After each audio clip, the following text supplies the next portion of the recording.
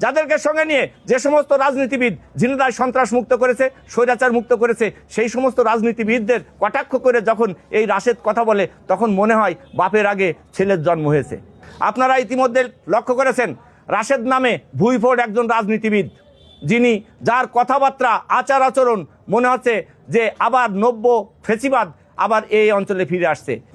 আমরা মনে করেছিলাম 5 তারিখের পরে আর স্বৈরাচার ফিরে আসবে না, কিন্তু এখন একটি দলের নাম সর্বস্ব, একটি দলের যাদের একটি দলের 500 লোকের এক জায়গায় করে মিছিল মিটিং করার সঙ্গতি নেই, সেই রকম লোকেও আজকে বাঘের মতো হুঙ্কার ছাড়ছে এবং তাদের কথাবার্তার লাগাম ছাড়া, এবং যারা এই ঝিনাইদহ রাজনীতি, সন্ত্রাসমুক্ত রাজনীতি এবং স্বৈরাচার মুক্ত রাজনীতি বিনির্মাণে যাদের সহযোগিতা ছিল সেই সমস্ত নেতাকর্মীদের ছোট করে দিচ্ছে।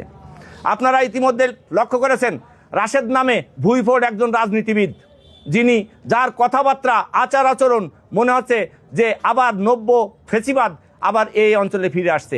এতদিন আমরা দেখেছি 17 বছর ক্ষমতাসীন আওয়ামী লীগ তার দোসরেরা যে ভাষায় কথা বলতো, মানুষের যে অশ্লীল অশ্রাব ভাষায় কথা বলতো, সেই রকম অশ্লীল ভাষায় কথাবার্তা বলা শুরু করে দিয়েছে।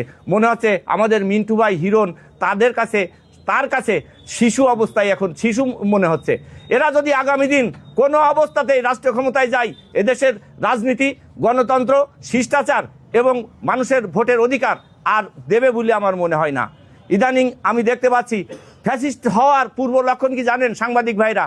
ফ্যাসিস্ট হওয়ার পূর্ব লক্ষণ হচ্ছে যে মানুষটা মনে করে যে আমিই সব জানি, আমিই একমাত্র ভালো মানুষ এবং আমি ভালো কাজ করতে পারি, সেই রকম লোকের চরিত্র দেখলে মনে করবেন নব্য ফ্যাসিস্ট। আজকে ঢালাওভাবে রাজনীতিবিদদের পুঙার চামড়া তুলে নিতে চাই, ঢালাওভাবে রাজনীতিবিদদের চাঁদাবাজ, সন্ত্রাসী এবং আখ্যা দিয়ে দিচ্ছে। অতীত দিনে স্বৈরাচার বিরোধী আন্দোলন সংগ্রাম যখন আমরা করেছি, নিশ্চয়ই আমার পাশাপাশি আপনারাও দেখেছেন সেই সমস্ত লোকের এই ঝিনাইদহের পদচারণা ছিল না। যাদেরকে সঙ্গে নিয়ে যে সমস্ত রাজনীতিবিদ ঝিনাইদহ সন্ত্রাস মুক্ত করেছে, স্বৈরাচার মুক্ত করেছে, সেই সমস্ত রাজনীতিবিদদের কটাক্ষ করে যখন এই রাশেদ কথা বলে তখন মনে হয় বাপের আগে ছেলের জন্ম হয়েছে।